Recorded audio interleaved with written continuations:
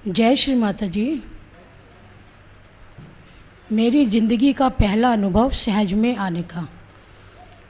जैसा कि आपने सुना भी, डॉक्टर साहब ने बताया आपको कि मेरी पत्नी बड़ी हैरान हुई कि मैं भगवान से मिल के आया हूँ। बिल्कुल ठीक, क्योंकि मुझे लगा हे भगवान, हे परमात्मा, मैंने बार बार यही कहा, हे भगवान, हे परमात्मा, क्योंकि मैं खाना बना रही थी और मन ही मन हंस भी रही थी कि ऐसे व्यक्ति को तूने साक्षात मिल गए और मैं आपकी पूजा करती हूँ, मुझे भी मिलो।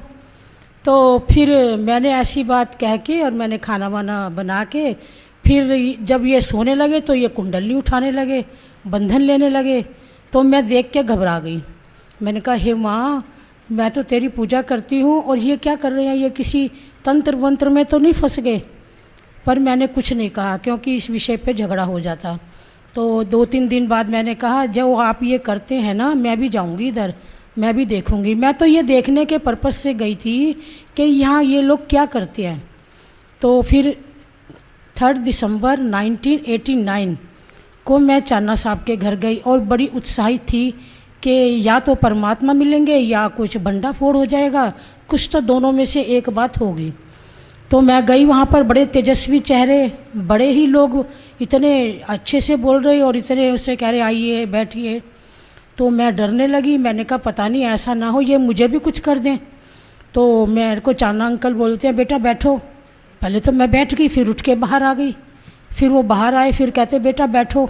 फिर मैं बैठ गई। फिर मैं जैसे उन्होंने कहा हाथ फैला के बैठो, तो मैं हाथ फैला के बैठ गई और 5-10 मिनट के अंदर मेरी आंखें बंद होने लगी और मैं बैठ गई और मुझे एकदम पीस ऑफ माइंड हो गया।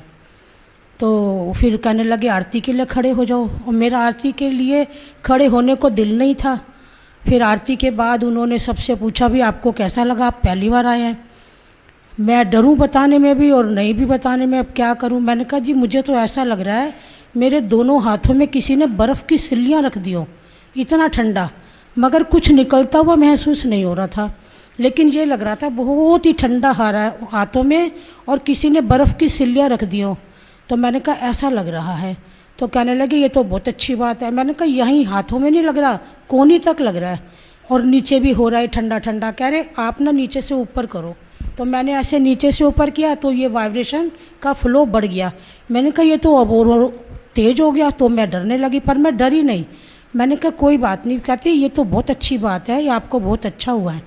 फिर उसके बाद वो कहने लगे आप ना चाय पी के जाना। हम चाय पीने लगे। चाय पीते ही जैसे ही मैंने माँ की फ़ोटो को देखा तो माँ का जो दाहिना हाथ था ना वो ऐसे था, महालक्ष्मी स्वरूप। तो मैंने माँ से जैसे ही फिर सब कुछ तृप्ति होने के बाद जैसे ही मैंने माँ को देखा और माँ से कहा माँ मेरे बच्चे, क्योंकि मेरे बच्चे बहुत छोटे थे। 89 में हम आए, 88 की मेरी छोटी बेटी थी। तो मैंने कहा माँ मेरे बच्चे बहुत छोटे हैं, घर पे अकेले हैं, बहुत देर हो गई। माँ ने कहा ऐसे हाथ हिला दिया, चिंता मत करो। मैंने कहा हाँ ये तो बात कर रही हैं, चिंता मत करो। फिर मैंने ज़ोर से कहा माँ मेरे बच्चे। फिर माँ ने ज़ोर से हाथ हिला दिया। फिर मैंने कहा ये तो ज़ोर से जैसा पूछ रही हूँ वैसा ही हाथ हिला रही हैं। फिर मैंने बहुत ज़ोर से पूछा माँ मेरे बच्चे। माँ ने बहुत ज़ोर से हाथ हिलाया। तो श्री माता जी की ऐसी हाथ हिलाते हुए को मैंने कहा अच्छा घर जाके देखती हूँ क्या होगा। तो देखा तो मेरी मदर इन लॉ और फादर इन लॉ आए हुए थे और बच्चे बिल्कुल सुरक्षित थे, माँ की कृपा में थे।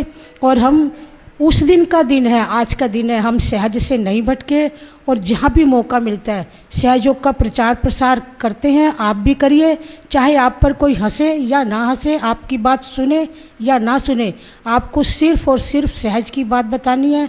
यही बात कहते हुए मैं अपनी बात को ख़त्म करती हूँ। धन्यवाद। जय श्री माता जी।